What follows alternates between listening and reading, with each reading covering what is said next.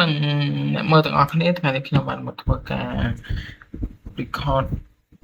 អំពីអូបតូ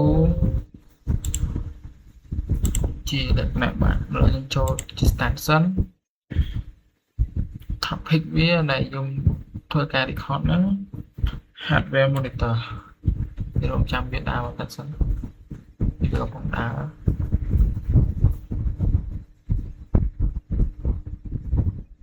វាដើរហើយឲ្យយើង log in ចូលទៅនេះខ្ញុំ log in សិនហើយ comment ដំបូងខ្ញុំដែលខ្ញុំចង់ធ្វើហ្នឹងខ្ញុំត្រូវមើលវាថានៅលើអ្វី location វាណាយើងដាក់ who and I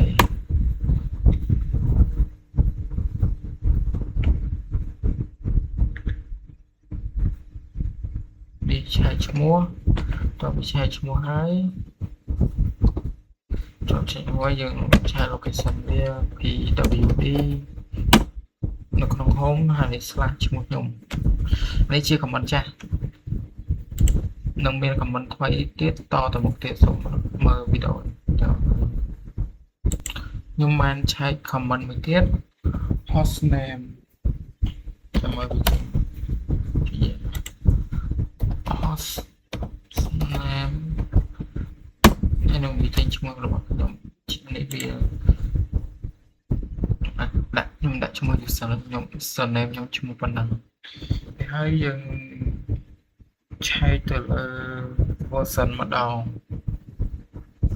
មានឆែក version យើងបានយើងវាយ comment cat ball slash etc slash os dot relate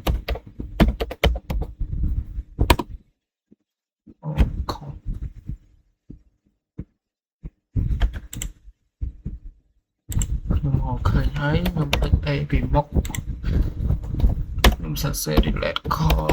ហើយនេះ os ដល់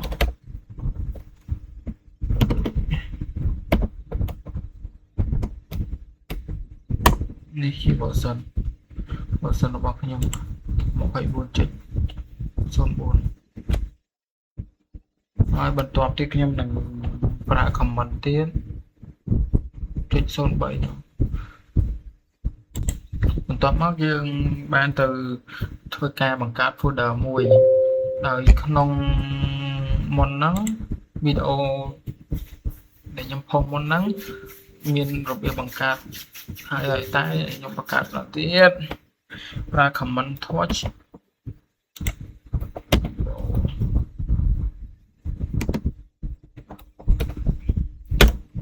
ហើយយើងដាក់ឈ្មោះ file name យើងមកខ្ញុំដាក់ peer.txt ហើយយើងចុច enter ដើម្បីទៅឆែកទៅវាយើងចុច ls dot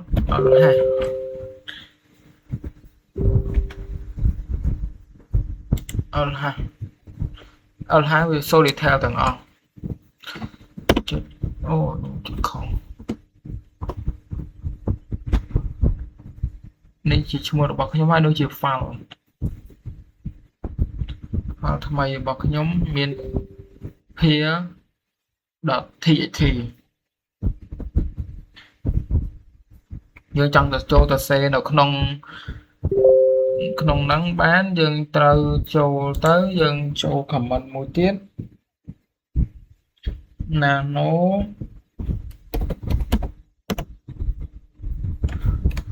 peer.txt យើងចុច enter នេះវាចេញនឹង file ដែលយើងចូលហើយយើងទៅសេនៅក្នុងហ្នឹងបានហើយយើងទៅសេអីនៅក្នុងហ្នឹងក៏បានដែរចាំមើលខ្ញុំសេpeer ហើយ save ក្នុងហ្នឹងក៏បានដែរមានដូចក្នុង notepad ចឹង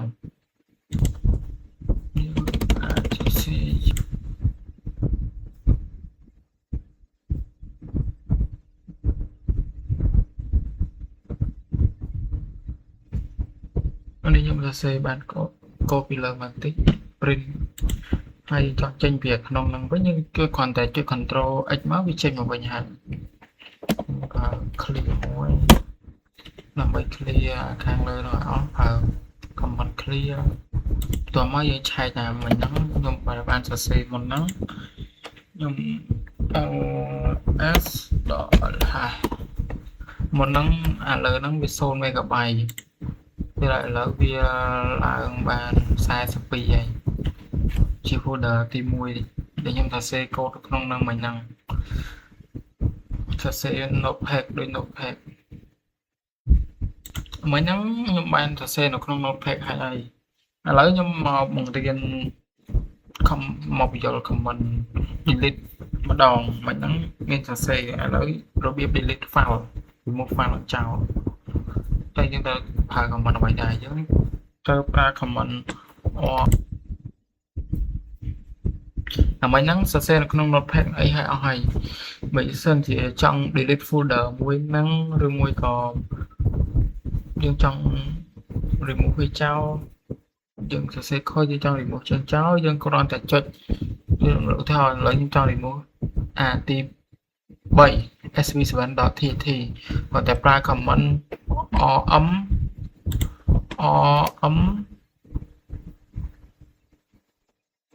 ហើយយើងចង់ remove អាណាយើងវាយ comment ហ្នឹងទៅ comment ឈ្មោះហ្នឹងទៅ tt ខ្ញុំចង់ remove អាហ្នឹងចោលពេលហើយយើងចុច enter វានឹងបាត់ពេលហើយយើងសាកឆែកសិនឃើញវាបាត់សល់តែ2ខ្ញុំឆែកហើយសល់2វាបាត់ហើយបើយើងចង់បង្កើត folder មួយទៀតយើងប្រើ comment mkdir ហើយអានេះជាឈ្មោះ folder របស់យើង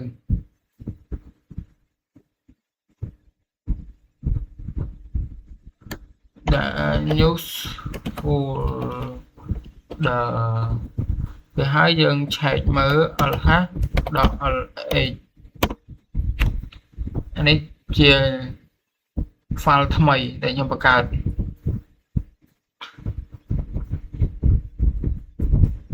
ជា file ថ្មីខ្ញុំបង្កើតបានដើម្បីយើង remove ចោល remove អា folder ហ្នឹងចោលយើងប្រើ comment rm ហើយដោយសារហ្នឹងវាខុសគ្នាយើងប្រើ dir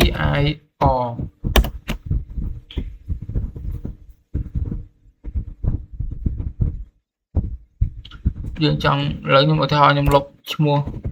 ខ្ញុំបង្កើតវិញហ្នឹងខ្ញុំវាយឈ្មោះឲ្យត្រូវ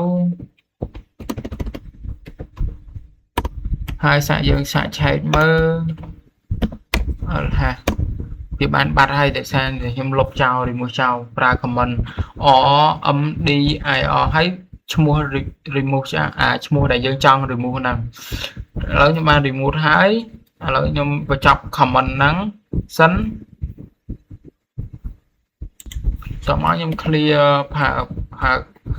comment clear សិន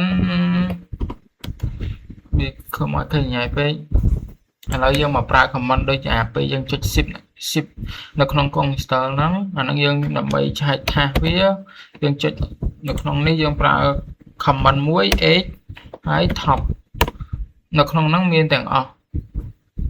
នៅក្នុងហ្នឹងមានដូចជា CPU ហើយនៅក្នុងហ្នឹងមានច្រើន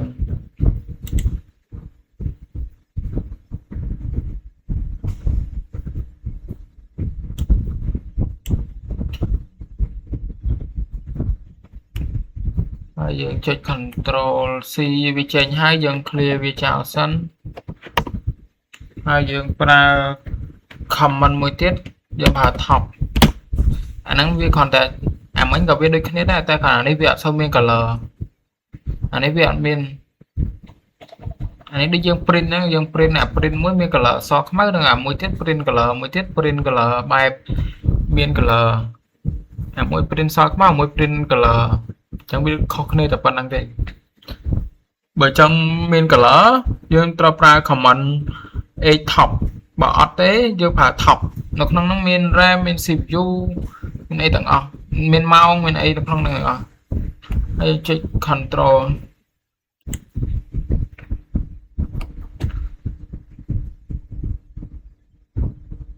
បើយើងចុចអាហ្នឹងយើងចុច control C ទៅវាចេញវានឹងចេញហើយយើង clear វាចោលសិនកុំឲ្យឃើញញ៉ៃពេកតោះមកយើងប្រើ command មួយទៀត df.h អូចេះសេខំ h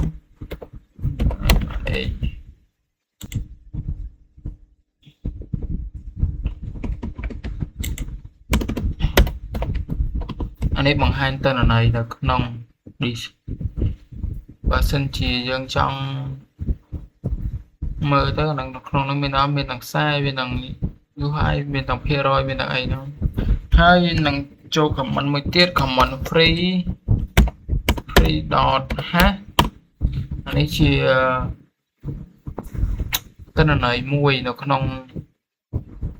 command ដែលប្រើ free នេះ RAM នេះយើងឆែកមើល free អានេះមើល RAM ណាហ្នឹងយើងចែកយើង free .hash នេះ frame អានេះ RAM ដែលយើងនៅសល់ 2G